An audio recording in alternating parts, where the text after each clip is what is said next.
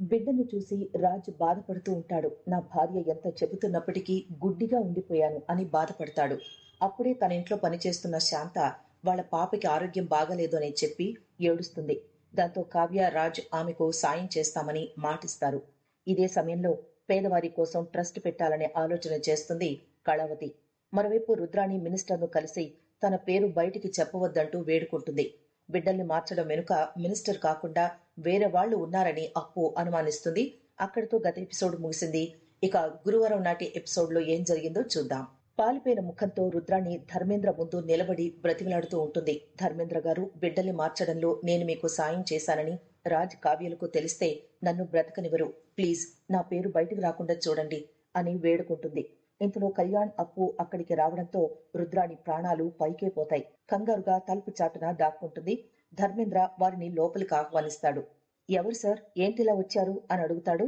నేను రాజ్ తమ్ముణ్ణి, తను నా భార్య అప్పు, కావ్య సిస్టర్ అని పరిచయం చేసుకుంటాడు కళ్యాణ్. సార్, మీరు మినిస్టర్ హోదాలో ఉండి బిడ్డలు మార్చడం అనే తప్పు ఎలా చేశారు? నాకెందుకో కొన్ని విషయాలు ఇంకా అస్పష్టంగానే ఉన్నాయి. మీ పాపకు ఆపరేషన్ జరుగుతున్నప్పుడు ఆ పాపను చంపేస్తే మా అక్క పాప మీ దగ్గరే ఉండిపోతుందని ఆలోచించారు కదా, మరి అంతలోని మనసు మార్చుకుని పాపనెందుకు కాపాడాలనుకున్నారు అంటూ అప్పు ధర్మేంద్రను ప్రశ్నిస్తుంది. అది మానవత్వం, కన్న బిడ్డను చంపుకోవడానికి మనసు ఒప్పుకోలేదు అని ధర్మేంద్ర సమాధానమిస్తాడు. అప్పు తీక్షణంగా చూస్తూ, సరే, మరి పరాయి బిడ్డను మార్చడానికి మీ మనసు ఎలా ఒప్పుకుంది? అసలు ఇంత దుర్మార్గమైన ఆలోచన మీకే వచ్చిందా, లేక ఎవరైనా మీకు సలహా ఇచ్చారా అని తీక్షణంగా ప్రశ్నిస్తుంది. ధర్మేంద్ర రుద్రాణిని కాపాడడానికి తానే తప్పు చేశానని ఒప్పుకుంటాడు.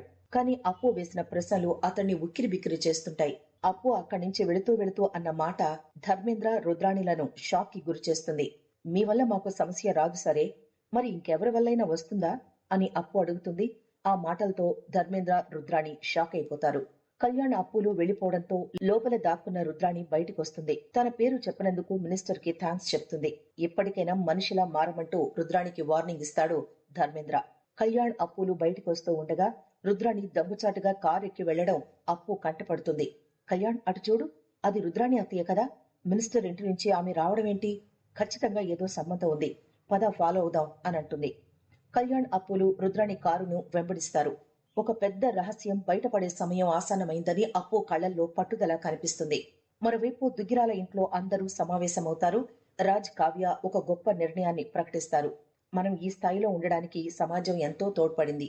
అందుకే కావ్యకి ఒక మంచి ఆలోచన వచ్చింది. దుగ్గిరాల వారి చారిటబుల్ ట్రస్ట్ ఏర్పాటు చేద్దామని అనుకుంటున్నాం అంటూ రాజ్ అసలు విషయాన్ని చెప్తాడు. అవును తాతయ్య గారు, పేదవారి వైద్యం కోసం, పిల్లల చదువుల కోసం మనవంతు సాయం చేయాలి. జనం కష్టాల్లో ఉన్నప్పుడు మన కుటుంబం గుర్తొచ్చేలా ఈ ట్రస్ట్ ఉండాలి అని అంటుంది కావ్య. దాంతో సీతారామయ్య ఎంతో సంతోషిస్తాడు.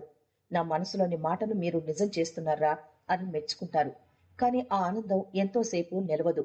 ట్రస్ట్ కోసం ఆస్తిలో 50% కేటాయిస్తామని రాజ్ అనగానే ధాన్యలక్ష్మి అగ్నిపర్వతంలా పేలిపోతుంది. ఏమంటున్నారు? ఆస్తిలో సగమా? ఎవరాస్తి ఎవరికి దానం చేస్తున్నారు? నా కొడుకు కళ్యాణికి అన్యాయం జరుగుతూ ఉంటే నేను చూస్తూ ఊరుకోను అని ధాన్యలక్ష్మి కోపంగా అంటుంది. ధాన్యలక్ష్మి, పిల్లలు మంచి పని చేస్తూ ఉంటే ఎందుకిలా మాట్లాడుతున్నావు అని అంటాడు ప్రకాశం. మంచి పనా? ఉన్న ఆస్తంతా ఇప్పుడు కావ్య పేరు మీద ఉంది. ఆ ఉన్న సగం ట్రస్ట్ కిచ్చేస్తే మిగిలింది రాజ్, కావ్య అనుభవిస్తారు. మరి నా కొడుకు పరిస్థితి ఏంటి? రేపు పుట్టబోయే వాడి పిల్లలకి ఏం మిగులుతుంది? ఈ ఉమ్మడి ఆస్తి నుంచి చిల్లి గవ్వ కూడా బయటికి వెళ్లడానికి వీల్లేదు అని ధాన్యలక్ష్మి తేల్చి చెప్తుంది. రాజ్ ఎంత సర్ది చెప్పాలని చూసినా ధాన్యలక్ష్మి వినదు. ఈ ఆస్తి పంచక ముందే దాన ధర్మాలు మొదలు పెడితే నేనేంటో చూపిస్తాను. ఈ ట్రస్ట్ ఆలోచన ఇక్కడితో ఆపేయండి అంటూ ధాన్యలక్ష్మి వార్నింగ్ ఇస్తుంది. ధాన్యలక్ష్మి మాటలకు కుటుంబం అంతా ఒక్కసారిగా షాక్ అయిపోతారు. అక్కడితో గురువారం నాటి ఎపిసోడ్ ముగిసిపోతుంది.